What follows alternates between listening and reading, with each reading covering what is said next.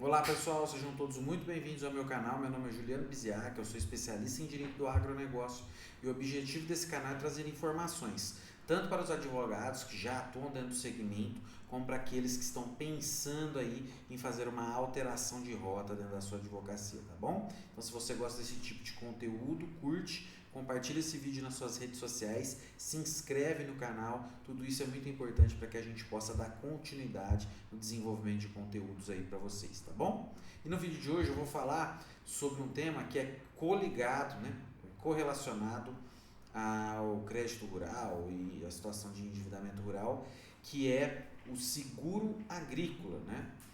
Quais são os principais direitos do produtor rural, principalmente quando há negativo de cobertura.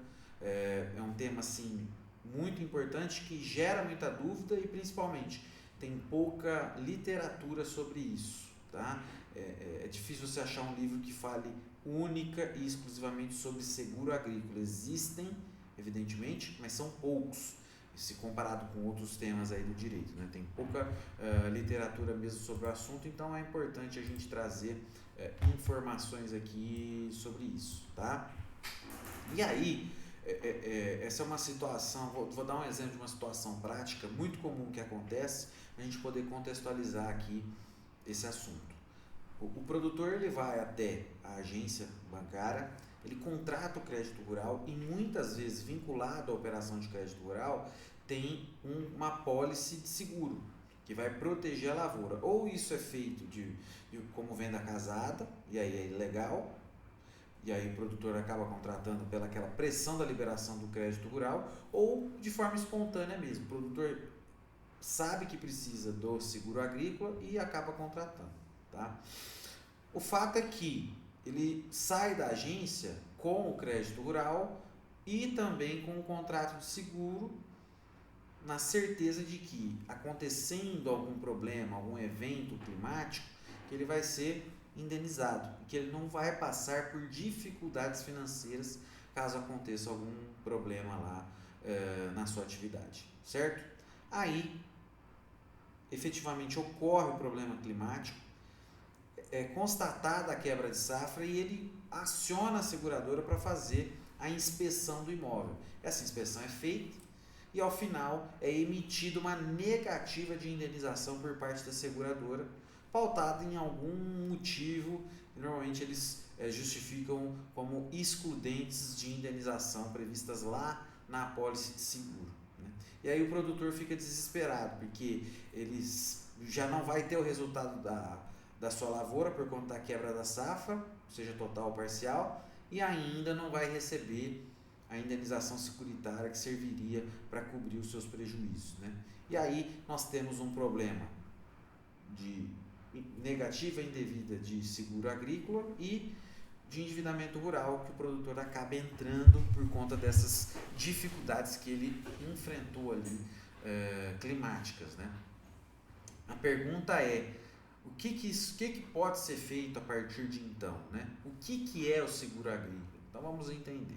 O seguro agrícola ele é uma medida um instrumento de mitigação de riscos, tá?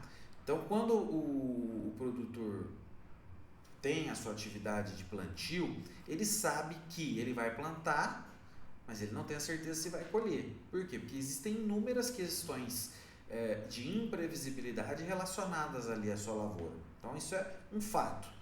Ele sabe que planta, mas não sabe se vai colher, né? Se ele sabe que planta, mas não sabe que vai colher, e ele tem várias obrigações porque o plantio é muito caro, como é que ele faz para prevenir os prejuízos financeiros? Ele não consegue impedir o evento climático, né? Ele não consegue impedir a chuva, o excesso de chuva, ele não consegue impedir a seca, o granizo e assim por diante, mas ele consegue mitigar os efeitos desse evento. Como que ele mitiga? Contratando um seguro que vai indenizar a sua lavoura caso isso aconteça, tá? Então, o seguro é um instrumento de gestão de risco, um instrumento de mitigação de risco. E o seguro agrícola ele também é um instrumento de política agrícola nacional, previsto como tal na Lei de Política Agrícola Nacional. Então, ele é uma política pública de Estado. Por quê? Porque como o resultado do plantio é incerto, ou seja, a colheita é incerta, mas o custo de produção é muito alto, perceba que a balança aí está desnivelada, né? Então essa balança ela precisa ficar equilibrada. Como que você equilibra a balança? Colocando um instrumento de mitigação de risco, que é justamente o seguro agrícola. Então, para um bom desenvolvimento de produção, uma produção e uma atividade rural saudável, necessariamente precisa ter a contratação do seguro, porque ele é uma garantia de que, ocorrendo um evento climático que é muito comum que aconteça, que você não vai passar por dificuldades financeiras por conta disso e que sua atividade vai continuar. O Estado quer que a sua atividade não pare, ele quer que a atividade continue. Esse é o objetivo. E para isso, então, ele tem que trazer instrumentos para que isso aconteça. Tem o crédito rural, mas também tem o seguro agrícola, que é indispensável como uma proteção. Tá? Então, o seguro agrícola ele é um instrumento de política pública, um instrumento de política agrícola nacional. E o Estado incentiva, ou pelo menos deveria incentivar, a contratação desse instrumento. E quais são os principais problemas que são enfrentados pelo produtor? Negativa de indenização indevida, principalmente pautado na ausência de plantio dentro do ZARC, que é o zoneamento agrícola climático, que é um momento ideal, digamos assim, uma janela de plantio ideal para determinada cultura. Então, quando você planta dentro dessa janela, a sua produção será máxima, a máxima prevista, ou pelo menos tem a tendência que seja próxima disso. Quanto mais você se afasta dessa janela de plantio, menor será a sua produção. Tá? Então, por isso que as seguradoras exigem o plantio dentro dessa janela. Mas, por muitas situações, o plantio fora do ZARC ou foi orientado pelo próprio Estado e seus órgãos, como o Ministério da Agricultura, ou era indiferente o plantio dentro do ZARC, porque a perda foi tão grande que o fato de ter plantado dentro ou fora da janela de plantio foi indiferente. Então são casos em que deve-se indenizar o produtor, mas ocorre a negativa. Tá? Então, entre outras razões indevidas de negativa de cobertura. Outras situações que acontecem muito: indenização paga em valor inferior, demora excessiva na vistoria, isso atrapalha o produtor, porque ele tem que aguardar a vistoria para que seja constatada a quebra e ao mesmo tempo ele não pode esperar muito para fazer a colheita daquilo que sobrou, né? Senão aquilo também vai estragar. Então ele tem um período curto para tomada de decisão e para executar essas atividades. Nesse caso, a orientação é que ele faça o plantio e documente isso através de um laudo particular ou mesmo com uma ata notarial.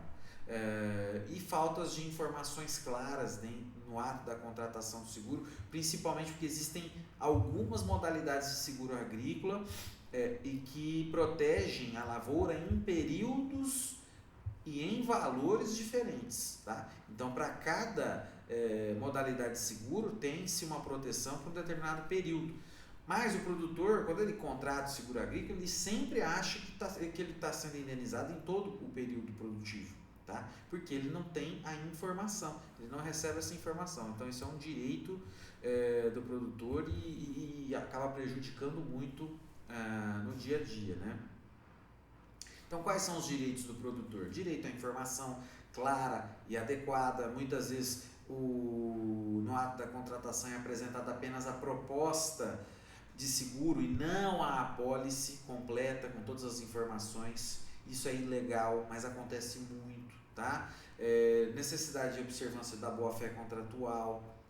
Um exemplo claro é quando a seguradora contrata o serviço, né? Aceita a contratação do serviço e depois nega a cobertura por conta da localidade do imóvel, por ser um local de terra árida, terra sem nutrientes, mas ela mesma não foi até o local antes para fazer a vistoria do imóvel, para saber se seria possível a contratação do seguro naquela área. Então isso é contra a boa-fé contratual. Direito à contestação das negativas, seja administrativa ou judicial, e a aplicação do Código de Defesa do Consumidor nesta relação aí banco-produtor. tá? Existem algumas decisões que são contrárias a isso, mas a grande maioria entende pela aplicação do CDC, tá?